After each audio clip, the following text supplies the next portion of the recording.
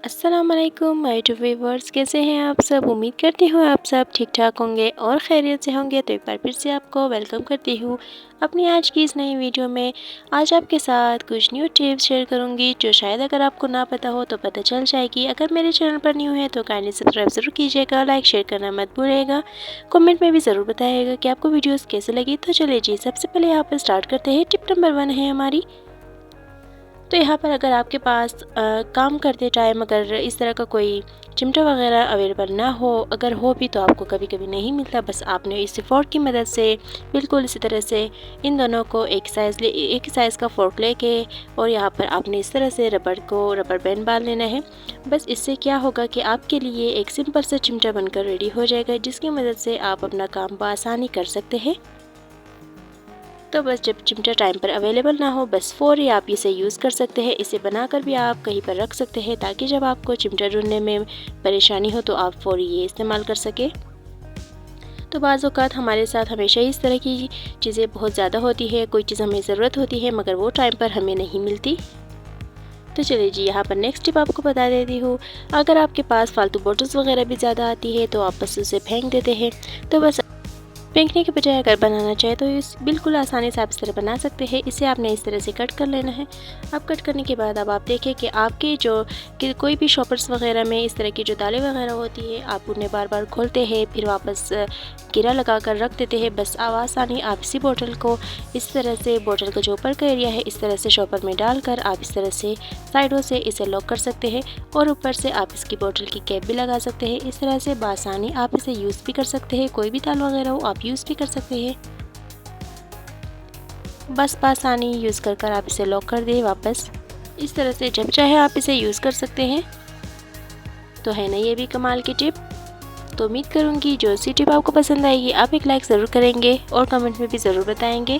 तो चलिए जी, यहाँ पर नेक्स्ट टिप की तरफ चलते हैं। तो बस इसी बोतल के ऊपर के हिस्से को आप बतौर एक स्टैंडर भी यूज़ कर सकते हैं अगर आप चाहें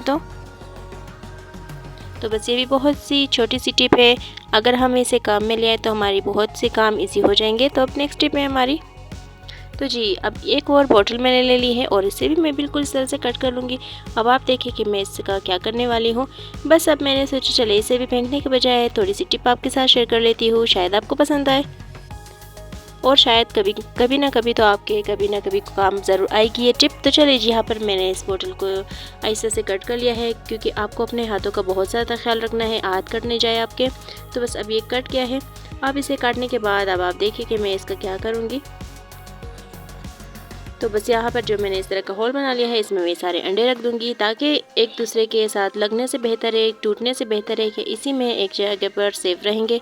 अगर आपके पास अंडों के लिए कोई ऑर्गेनाइज़र वगैरह नहीं है, बस सिंपल आप इसी तरह से अंडे सेफ रख सकते हैं और ये बिल्कुल भी नहीं टूटेंगे, बस एक ही जगह पर रहेंगे। तो चलिए जी, नेक्स्ट टिप है हमारी। तो बस यहाँ पर इसी बोतल को मैं जो ऊपर का हिस्सा था इस बोतल का, इसको मैं लेकर यहाँ पर अब आप देखिए कि मैं इसका क्या करने वाली हूँ। बस अगर आपके पास कोई मनी प्लांट का जो पत्ता होता है वो बाज़ औक़ात वो गिर जाता है, कोई भी पत्ता वगैरह, तो हमें उसे फेंकने का दिल बिल्कुल नहीं करता। जैसे कि अभी ये मनी प्लांट का एक पत्ता था, ये गिर गया था, तो मैंने सोचा चले मैं इसे यहाँ पर रख सकती हूँ। तो बस यहाँ पर जब मैं इसका बोतल को ऊपर वाला हिस्सा रखूँगी तो ये एकदम से बिल्कुल ठीक इसी तरह रहेगा, बार बार हिलेगा भी नहीं। तो यहाँ पर नीचे मैंने बड़ी बोतल रख दी है और ऊपर जो है ऊपर का हिस्सा मैंने बोतल के अंदर डालकर इसे रख दिया है। अब आप इसमें पानी भी रखेंगे बिल्कुल भी नहीं गिरेगा ये। तो नेक्स्ट टिप है हमारी। अगर आप चाहते हैं कि अंडे की जर्दी आप अलग से उठा लें तो अलग से आप उसे फ्राई करें, बस चम्मच के ज़रिए तो बिल्कुल भी नहीं उठेगी, आपको बिल्कुल ये पता होगा। बस आप एक बोतल ले लें, बोतल के ज़रिए आप इस तरह से अंडे की जो जर्दी है बिल्कुल बआसानी से इस तरह से आप इसे अलग कर सकते हैं और ये बिल्कुल भी नहीं टूटेगी, ख़राब भी नहीं होगी इसकी जर्दी। बस बआसानी आप इस तरह से इसे अलग कर सकते हैं। तो है ना ये भी कमाल की टिप, आजमाइएगा ज़रूर। चले जी, नेक्स्ट टिप है हमारी। कोई भी आपके पास क्लॉथ वगैरह अगर हो तो उससे बेहतर है कि कोई सॉक्स वगैरह हो। बस आपको इस सॉक्स का करना क्या है, अगर आपको अपने जो बर्नर वगैरह के नीचे होता है या फिर भी कोई भी जो ऐसी किनारियाँ ऐसी जगह होती है जहाँ पर ब्रश या झाड़ू या वैक्यूम नहीं पहुँच सकता, बस आपने इस तरह से एक हैंगर ले लेना है। हैंगर के ऊपर आप इस तरह से सॉक्स चढ़ा दें। तो बस अब आप देखें कि इस सॉक्स का कमाल क्या होगा। बाद में आप इसे चाहे तो वॉश करके वापस उठा भी सकते हैं।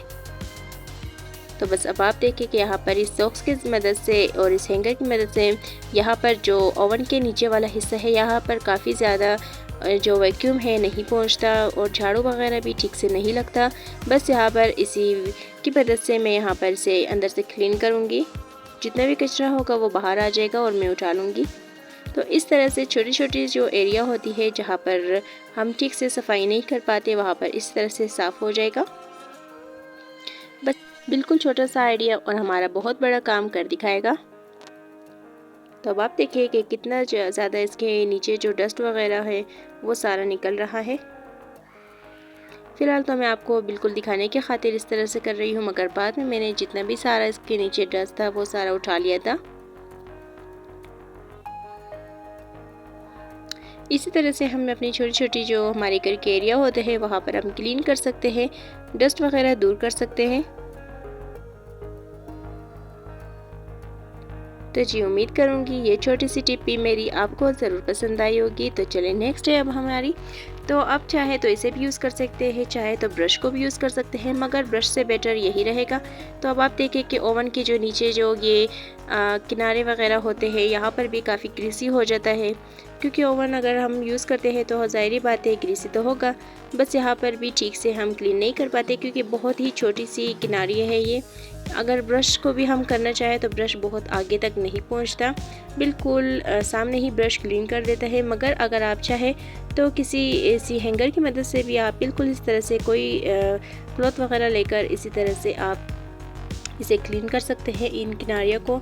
अगर आपकी खिड़कियाँ वगैरह है खिड़कियों को भी आप इसी तरह से क्लीन कर सकते हो। ब्रश से भी अच्छा यहाँ पर इस तरह से क्लीन होगा। बस इस क्लॉथ को आपने ले लेना है इस तरह से हैंगर के नीचे। बस यहाँ पर हैंगर क्यों मैं यूज़ कर रही हूँ, क्योंकि ये हैंगर बहुत ही ज़्यादा बारीक हैंगर था और बआसानी किसी भी जगह पर ये पहुँच जाता था। तो बस अब आप देखिए कि कितनी आसानी से मैं इसे क्लीन कर लूँगी और बिल्कुल एकदम से बिल्कुल नीट और क्लीन दिखने लगेगा ये।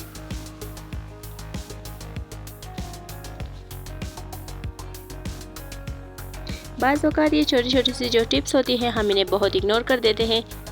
तो बस इन टिप्स को इग्नोर ना करते हुए आप चाहे तो यूज़ कर सकते हैं। तो बिफ़ोर और आफ्टर में आप देखिए पहले क्या हाल था और अभी जब मैंने इसकी मदद से क्लीन करते हैं तो कितना साफ़ सुथरा दिख रहा है। तो यही तक थी मेरी वीडियो। नेक्स्ट वीडियो की वेट कीजिएगा। तब तक के लिए अल्लाह हाफ़िज़।